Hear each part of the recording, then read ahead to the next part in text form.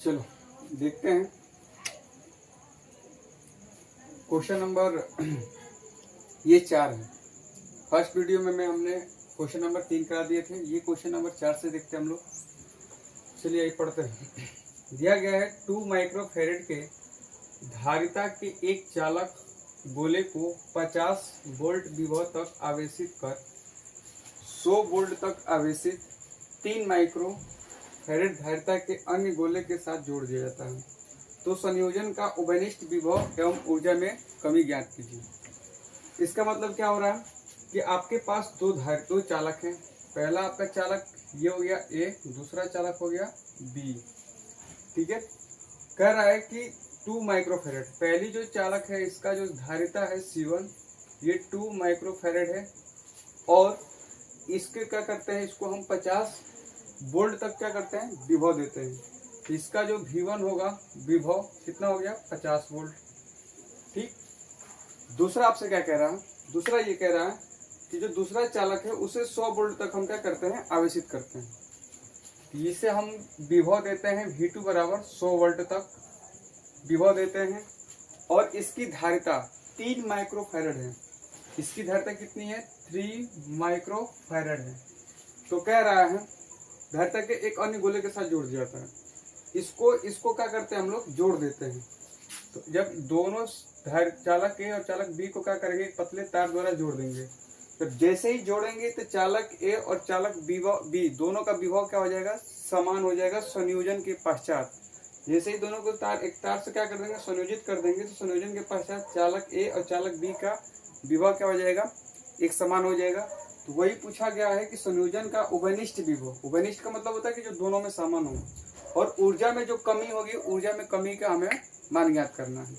चलिए ये देखते हैं। तो उभयनिष्ठ विभव का फॉर्मूला मैंने लिखवा दिया था आंकिक प्रश्न के सूत्र में पार्ट 1 में। तो ये V इक्वल टू होता है C1 V1 plus C2 V2 बटे में C1 प्लस C2। जो मैंने आंकिक प्रश्न के लिए सूत्र लिखा है उसमें देखिएगा, मैंने लिखा है उभयनिष्ठ विभव का जो फॉर्मूला होता है C1 V1 plus C2 V2 बटे में C1 प्लस C2 होता है। इसको सॉल्व करते हैं। यहाँ से V इक्वल टू, पहला आपका धारिता है C1 और C1 की वैल्यू कितनी है, 2 माइक्रोफेरेड। ये हो जाएगा 2 माइक्रो प्लस इंटू V1 है, V1 की वैल्यू कितनी है, 50 वोल्ट, इंटू कितना हो जाएगा 50 प्लस ये कितना है C2, और C2 की वैल्यू कितनी है, 3 माइक्रो है, ये 3 माइक्रोफेरेड हो जाएगा। और V2 की वैल्यू कितनी है, तो 100 अपान C1 प्लस C2। तो C1 प्लस C2 2 है और C1 आपका कितना है, 2 माइक्रोफेरेड, और C2 कितनी है, 3 माइक्रोफेरेड। तो दोनों को जोड़ेंगे तो ये हो जाएगा 2 माइक्रोफेरेड और प्लस 3 माइक्रोफेरेड हो जाएगा। फिर आगे देखते हैं, इसको सॉल्व करते हैं। तो V इक्वल टू ये हो जाएगा 50 दुना का 100 माइक्रोन हो जाएगा। माइक्रोफेरेड वही, फेरेड हम लिखते नहीं क्योंकि फेरेड कट जाएगा। फिर इसका देखेंगे तो 3 और ये कितना हो जाएगा, 300 माइक्रोन हो जाएगा। और दोनों में माइक्रोन है तो मैं कॉमन कर दूंगा माइक्रोन, तो दोनों में माइक्रोन कॉमन है तो माइक्रोन कॉमन कर दूंगा। ये 3 2 कितना हो गया, 5, ये हो गया 5 माइक्रोन हो गया। ठीक है, उसके बाद माइक्रोन से माइक्रोन क्या हो जाएगा, कट जाएगा। तो V इक्वल टू 100 और 300 कितना हो जाएगा, 400 बटे में 5 कटा देंगे, ये हो जाएगा 20 बार में कट जाएगा। ये कटाएंगे तो 8 5 40, 8 हो जाएगा, ये जगह 8 और ये 0 1 बच जाएगा, ये हो जाएगा 80। और वोल्टेज का मात्रक कितना होता है, विभव का मात्रक वोल्ट। इसका आंसर आ जाएगा हमारा 80 वोल्ट। ठीक है,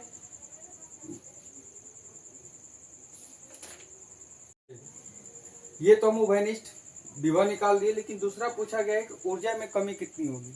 जब चालक ए को चालक बी से जोड़ देंगे तो इसकी ऊर्जा में क्या होती है, कमी होती है। संयोजन के पश्चात जो कुल ऊर्जा होगा और संयोजन के बाद जो कुल ऊर्जा होगा, दोनों का अंतर करते हैं तो कुछ क्या होता है, परिवर्तन निकलता है, कमी हो जाती है ऊर्जा में, वही कमी हमें निकालनी है। चलिए देखते हैं। तो उभयनिष्ठ विभव कितना आ गया आपका, 80। अब देखते हैं ऊर्जा में कमी, ऊर्जा में कमी ऊर्जा में कमी जो फॉर्मूला मैंने बताया था वो होता है delta U equal to half C1 C2 bracket में V1 माइनस V2 का whole square upon C1 plus C2। ये ऊर्जा में कमी का क्या होता है फॉर्मूला होता है। ये पहले मैंने आंकिक प्रश्न का जो सूत्र लिखवाया था मैं इसमें इसको लिख दिया हूँ। इसको सॉल्व करेंगे ऊर्जा में कितना कमी होगी, ये हो जाएगा 1/2। C1 की वैल्यू कितनी है 2 माइक्रोन, तो 2 माइक्रो हो जाएगा। फिर आगे देखते हैं 1 माइक्रोन का जो वैल्यू होता है वो 10 के पावर कितना होता है -6। 1 माइक्रोन कितना होता है 10 के पावर -6, तो ये हो जाएगा 2 × 10⁻⁻6 इंटू C2 है। C2 की वैल्यू कितनी है 3 और ये माइक्रोन है, तो 1 माइक्रोन बराबर कितना होता है 10 के पावर -6, ये हो जाएगा 3 × 10 के पावर -6 ब्रैकेट में V1, और V1 की वैल्यू कितनी है 50 माइनस V2 की वैल्यू कितनी है 100 और इसका होल स्क्वायर है तो इसको होल स्क्वायर कर लेंगे अपान C1 प्लस C2। तो देखिए इसका कितना है 2 माइक्रोफैरड और ये कितना है 3 माइक्रोफैरड है, तो 2 और 3 कितना हो जाएगा 5 माइक्रोन, और 5 माइक्रोन की जगह हम लिख सकते हैं 10 के पावर -6 क्योंकि दोनों को जोड़ना है, तो 2 और 3 जोड़ेंगे तो कितना होगा 5, और माइक्रोन है दोनों में सेम इसलिए क्या लिखेंगे 10 के पावर -6। अब इसे सॉल्व कर लेंगे हम लोग। तो डेल्टा यू इक्वल टू 2 से 2 क्या हो गया कैंसिल हो जाएगा। उसके बाद हमारे पास बचा 3 इंटू -6 10 टू दी पावर कितना हो जाएगा -12 इंटू 50 में से 100 घटेगा नहीं, 100 में से 50 घटेगा, ये हो जाएगा -50 का स्क्वायर और बटे में 5 × 10 टू दी पावर -6। ठीक है, इसको आगे बढ़ा लेंगे तो देखिए ये -6 है और -6 कट जाएगा तो ऊपर बचेगा 10 टू दी पावर -12 है, तो -12 में -6 घट जाएगा तो बचे कितना -6 इंटू 50 है तो 50 × 50 करेंगे -50 इंटू -50 क्योंकि स्क्वायर है। अगर स्क्वायर है तो -50 × 50 करेंगे तो माइनस क्या बन जाएगा प्लस, और 50 में 50 से गुणा करेंगे तो क्या हो जाएगा 5 × 25 और डबल 0, 5 × 25 और ये डबल 0 25 हो जाएगा, और बटे में कितना बचा 5, फिर कटा देंगे इसको तो 5 बार में क्या हो जाएगा कट जाएगा। फिर इसको आगे सॉल्व करेंगे ये हो जाएगा 15, 3 बचे 15 और इसको करेंगे तो देखिए 10 टू दी पावर कितना है -6 इंटू, और ये कितना है 10 के पावर 2 क्योंकि डबल 0 है। अगर ये डबल 0 है तो इसको बढ़ा लेंगे आगे हम लोग, आगे बढ़ाएंगे तो देखिए 4 -6 में से कितना कहा जाएगा 2, तो कितना बचेगा 10 के पावर -4, यह आपका हो जाएगा 15 × 10 टू दी पावर -4, और ऊर्जा का मात्रा क्या होता है जूल, ये आपका आंसर हो जाएगा। ठीक है, क्वेश्चन नंबर 5 पे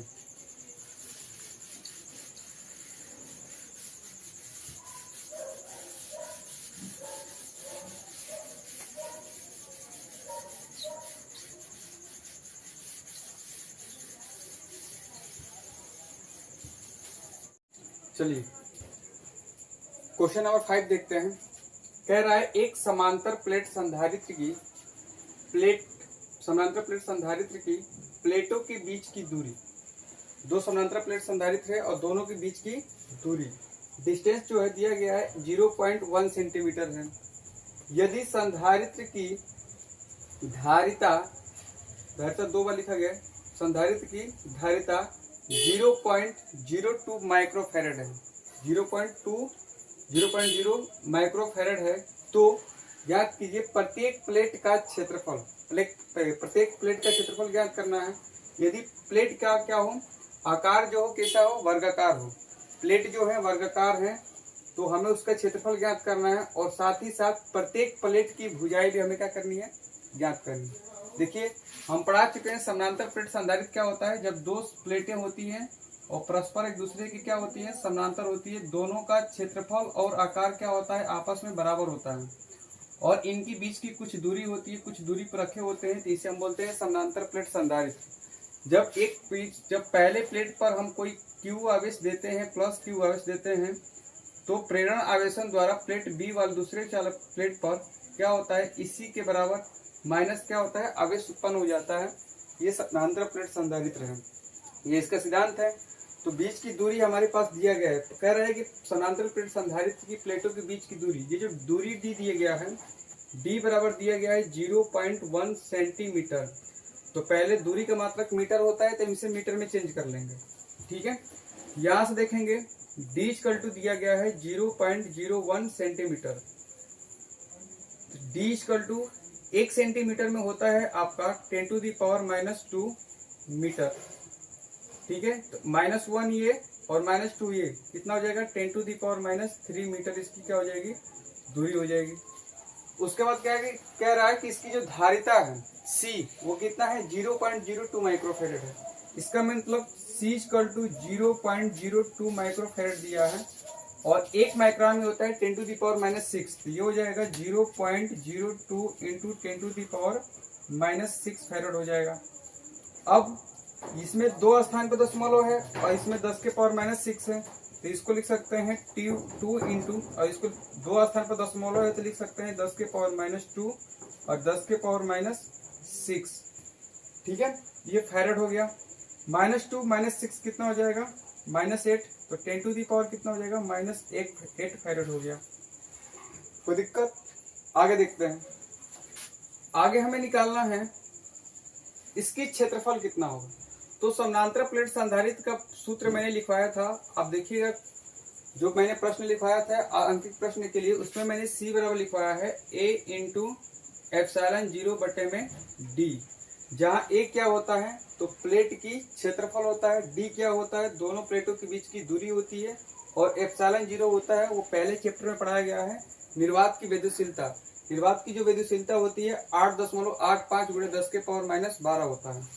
तो मान रखेंगे C की वैल्यू आ गई हमारे पास 2 इंटू 10⁻⁻8 इजिकल टू A की वैल्यू हमें पता करनी है, और ε0 की जो वैल्यू होती है वो 8.85 इंटू 10⁻⁻12 होता है। वपान D की वैल्यू चाहिए, और D की वैल्यू हम निकाल चुके हैं यहाँ से 10⁻³ मीटर नहीं रखेंगे। आगे सॉल्व करेंगे। ये इधर नीचे है तो डिवाइड में है, भाग में इधर इसको भेजेंगे तो इजिकल टू इधर आएगा तो गुणा में हो जाएगा, तो हो जाएगा 2 गुणे 10⁻⁻8, और ये भाग में इधर आएगा तो गुणा में, तो 10 के पावर कितना हो जाएगा -3 इजिकल टू हमारे पास कितना बचा A इंटू 8.85 इंटू 10⁻⁻12, ठीक है। अब सॉल्व करेंगे, ये गुणा में है इधर आएगा तो भाग में हो जाएगा, तो A बराबर हमारे पास बच गया 2 गुणे 10 के पावर, देखिए -8 और -3, जब दोनों का बेस सेम है तो पावर जोड़ देंगे, तो -3 -8 कितना हो जाएगा -11, अपान में ये हो जाएगा 8.85 इंटू 10⁻⁻12, ठीक है। यहाँ से -12 है, ये -12 है, ऊपर जाएगा तो क्या बन जाएगा प्लस, तो A इक्वल टू हो जाएगा 2 इंटू 10⁻⁻11 इंटू 10⁻12 बटे में 8.85, ठीक है। आगे देखते हैं।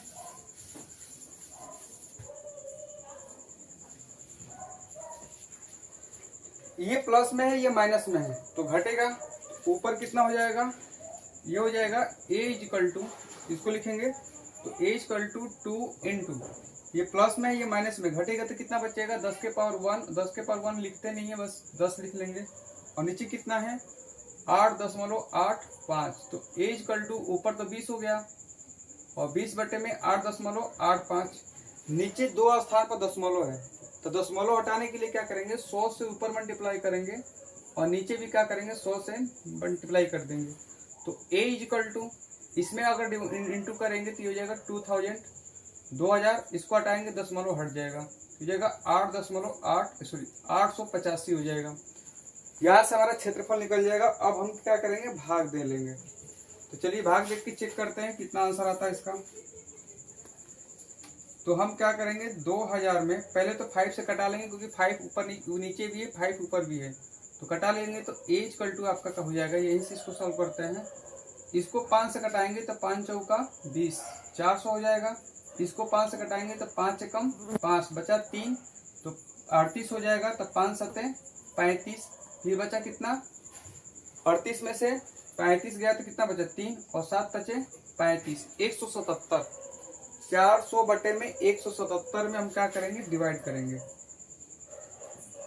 तो 177, तो 17 दूना का 34, 340 हो जाएगा। और ये फिर कितना है 7, तो 7 दूना का 14 और 34 आपका हो जाएगा 170 इंटू, अगर 2 से मल्टीप्लाई करेंगे तो 7 दूना का 14 हासिल 1, 7 दूना का 14 1 15 हासिल 1, 3 दूना के 2 एकम 2 1 3, 300 कितना हो जाएगा 54। अगर मैं 3 बार जाऊंगा तो 17 कितना होता है 51, तो 510 तो आएगा ही आएगा, और प्लस 17 के 21, तो 21 यानी 531 हो जाएगा। इसलिए 3 बार ना जाकर कितनी टाइम जाएंगे हम लोग, 2 टाइम। ये 2 टाइम जाएंगे तो आंसर हमारा आ गया 354। फिर इसका क्या कर लेंगे, इसमें 10 में से इसको 10 0 में से 4 जाएगा, नहीं कैरी लेंगे 10 हो जाएगा, 10 में से 4 गया तो 6, यहाँ बचा 9, 9 में से 5 गया 4, ये कट गया। फिर यहाँ पे दशमलव है तो एक 0 और बढ़ा लेंगे। फिर कितना टाइम जाएंगे 2 टाइम, क्योंकि फिर उतना ही आया है 4 है यहाँ पे, और यहाँ पे कितना है 354, तो फिर 2 टाइम जाएंगे तो 350। इस बार घटाएंगे तो आंसर हमारा कितना 54 है, 354 घटाएंगे तो कितना हो जाएगा, ये आपका हो जाएगा 6, और ये हो जाएगा जिसको दे दिए तो 0, और यहाँ बचा 1, 106, 106 आंसर आ गया। इतना ही रहने देंगे तो हमारा क्षेत्रफल ए बराबर आ गया 2.2 मीटर स्क्वायर, क्योंकि क्षेत्रफल का मात्रा कितना होता है मीटर स्क्वायर। तो हमसे पहला बार पूछा गया था प्लेटों का क्षेत्रफल ज्ञात कीजिए, पहला हमारा क्षेत्रफल कितना आ गया 2.2 मीटर स्क्वायर। दूसरा हमसे पूछा गया प्लेटों का, यदि प्लेट क्या हो वर्गाकार हो तो इसकी प्रत्येक प्लेट की भुजाएं क्या ज्ञात कीजिए। तो हमें पता है, क्या पता है कि हम जानते हैं कि जो वर्ग होता है, वर्ग का क्षेत्रफल, वर्ग की जो भुजा होती है क्षेत्रफल बराबर होता है ए बराबर वो भुजा का स्क्वायर होता है। अगर मुझे भुजा ज्ञात करनी है तो इधर स्क्वायर इधर आएगा तो रूट, तो ए बराबर रूट में कितना हो जाएगा ए, तो ए इक्वल टू रूट में ए की वैल्यू कितनी है 2.2। अब इसका हम क्या कर लेंगे वर्गमूल निकाल लेंगे। तो वर्गमूल निकालेंगे कैसे, तो भाग विधि द्वारा। यहाँ मैं भाग विधि द्वारा हल कर दे रहा हूँ। जैसे 2.2 है, ठीक है, तो ये इधर से जोड़ा बन गया, इधर जोड़ा नहीं बन रहा है तो 0 बढ़ा लेंगे। तो पहले तो 1 टाइम जाएगा 1 1, ये 1 बचा कितना 1, ये इसको जोड़ देते हैं तो कितना हो जाएगा 2, पॉइंट लग जाएगा। फिर इसको उतार लेंगे तो कितना हो गया 120। अब कितना टाइम जाएंगे, अगर देखिए अगर मैं एक बार जाऊंगा तो 21 हो जाएगा, 21 से कम 21। अगर दो बार जाऊंगा तो 22 दूना का 44 हो जाएगा, 23 दिया जाऊंगा 23 या 69 हो जाएगा। 4 बार चलेंगे तो 24 चौका 96, अभी भी कम है यहाँ 120 है। 25 बार चेक करते हैं तो 25 से 25 पाँच 125, इसका मतलब कितना टाइम जाएगा 4 टाइम, ये हो जाएगा हमारा 1.4। दशमलव के एक ही स्थान तक चलते हैं तो आंसर कितना है 1.4। यहाँ से जो ए की वैल्यू आ जाएगी वो 1.4 आ जाएगा, और इसकी जो मात्रा कितना होगा, भुजा का मात्रा कितना होता है मीटर, तो ये हमारा इसकी भुजा हो जाएगा 1.4, और इसका जो क्षेत्रफल है वो कितना हो जाएगा ए इक्वल टू 2.2 मीटर स्क्वायर हो जाएगा। ये क्वेश्चन हमारा सॉल्व हो जाएगा। चलते हैं क्वेश्चन नंबर 6 पे। क्वेश्चन नंबर 5 हमारा कंप्लीट हो गया। इसमें किसी को दिक्कत है तो आप कमेंट बॉक्स में आप कमेंट कर दीजिए क्या समझ में नहीं आया है, और जो समझ में नहीं आया है उसका उस क्वेश्चन का नंबर भी डाल दीजिएगा, फिर से उस क्वेश्चन को हम दोबारा इस पे सॉल्व करा देंगे। आगे चलते हैं दूसरे क्वेश्चन पे।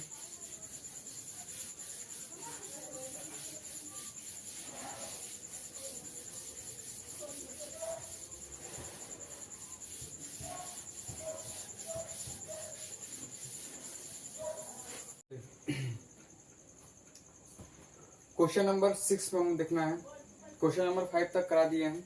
चलिए देखते हैं क्वेश्चन नंबर 6।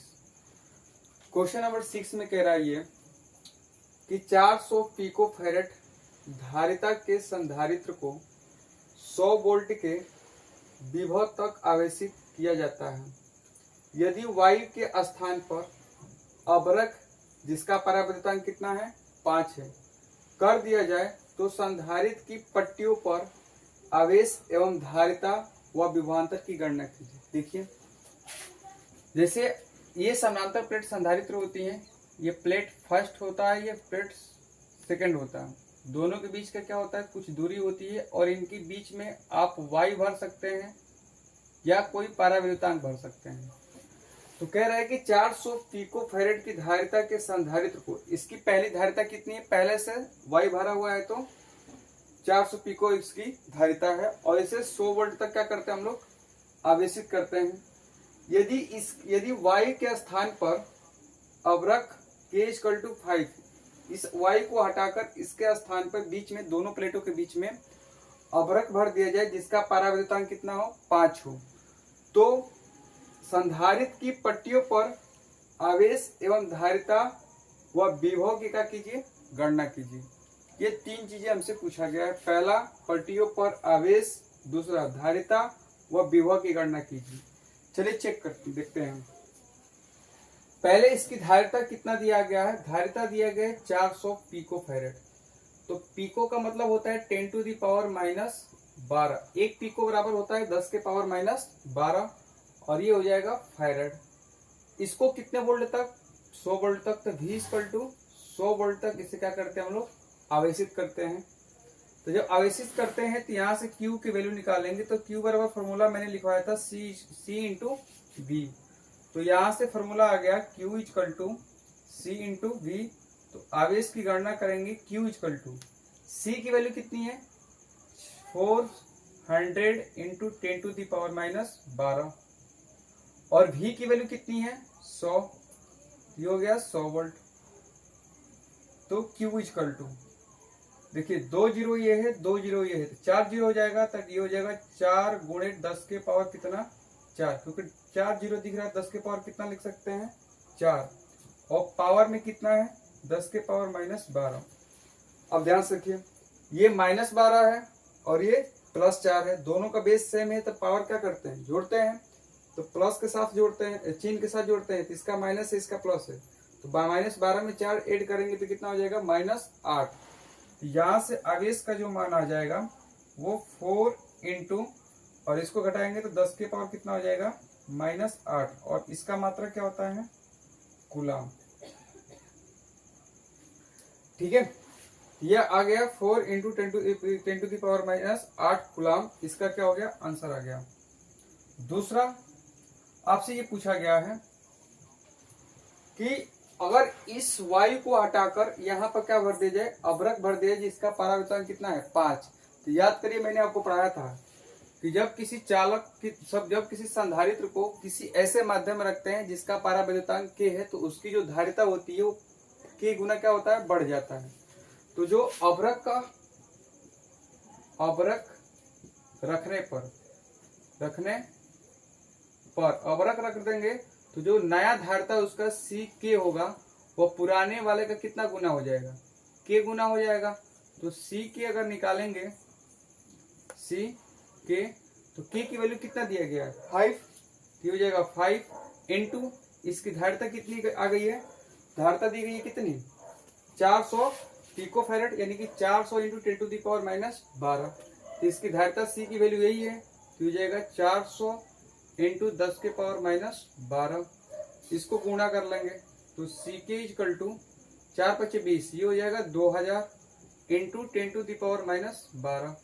ये इसमें 3 जीरो है तो प्लस में है, और ये किसमें है, माइनस में। आप इसको लिख सकते हैं 2 × 3 जीरो है तो लिख सकते हैं 10⁻³ × 10⁻⁻12। -12 ये +3 है, घटेगा, तो CK = हो जाएगा 2 × 10⁻⁹। और ये क्या है, नया वाला आपका धारिता है, तो धारिता का मात्रा क्या होता है, फैरेड। ये आपका हो जाएगा 2 × 10⁻⁹ फैरेड। ठीक है, उसके बाद पूछा गया है कि विभवांतर की गणना कीजिए। नए वाले का विभवांतर ज्ञात करना है, तो नया विभवांतर ज्ञात करेंगे, विभवांतर, तो ये VK होगा। तो VK देखिए, आवेश पराविद्युतांक के उपस्थिति में बदलता नहीं, आवेश आपका वही होता है। तो आवेश जो आपका वही है Q, लेकिन ये जो आपका V होगा ये नए वाले धारिता की क्या हुआ, अनुपात के बराबर, क्योंकि C = कितना हो, Q = कितना होता है, C × V। यहाँ से V निकालेंगे तो इधर आएगा, तो Q/C। ये जो C है ये नया वाला काम करेगा, क्योंकि अब क्या हो गया, अवरक रख दिए हैं। ये हो जाएगा CK। आवेश का मान कितना है हमारे पास, Q की वैल्यू 4 × 10⁻⁸। देखिए यहाँ से Q का मान, और CK की वैल्यू हम यहीं से निकाल दिए हैं, कितना, 2 × 10⁻⁹। यहाँ से VK की वैल्यू निकालेंगे तो VK इक्वल टू, ये तो कट जाएगा 2 बार में, तो हो जाएगा 2 इंटू 10⁻⁻8, ये -8 और नीचे क्या है ये प्लस, सॉरी -9 है क्योंकि -9 है, नीचे ऊपर जाएगा तो क्या बन जाएगा प्लस, तो 10 के पावर कितना हो जाएगा 9। यहाँ CK की वैल्यू कितनी है 2 × 10 के पावर -9, तो यहाँ रखे हैं CK की वैल्यू 2 × 10 के पावर -9 और ये -9 है, ऊपर जाएगा तो क्या बन जाएगा प्लस। अब यहाँ से इसको सॉल्व करेंगे तो VK इक्वल टू हो जाएगा 2 इंटू, देखिए ये प्लस में ये माइनस में तो घटेगा, तो 8 में से सॉरी 9 में से 8 घटाएंगे तो कितना होगा 10 के पावर 1 और 1 हम लोग लिखते नहीं है, तो VK इक्वल टू कितना हो जाएगा 20 और VK वोल्ट, विभव का मात्रा क्या होता है वोल्ट, तो इसलिए क्या हो जाएगा VK की जो वैल्यू होगी नया वाला विभव उसको हो जाएगा मान कितना हो जाएगा 20 वोल्ट। आता है समझ में? चलिए आगे देखते हैं फिर।